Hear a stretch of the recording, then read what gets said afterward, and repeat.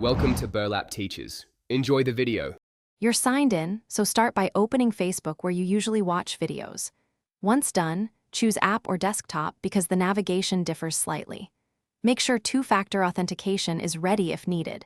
It prevents lockouts when accessing account tools. Next, go to your profile or the main menu and look for Settings and Privacy. This first step puts you directly into the area where History and Activity Log controls live, so you can find videos fast. Now access Settings and Privacy, then Settings, and tap your Facebook information. From their Open Activity Log, this is where Facebook stores actions including video views and watch history. Once inside, use the categories Filter and pick Media or Watch History, and apply a date range if you remember when you watched the video. You can also use the Activity Log search box to type keywords or the Watch tab to see recently watched items.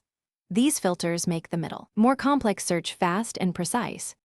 When you find the video, tap play to confirm it's the right clip, then use the three-dot menu to save video or remove it from your activity.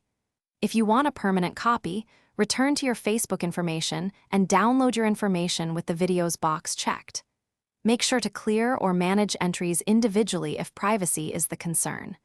Troubleshooting tip: if a video doesn't appear, check logged actions and other activity or export your data.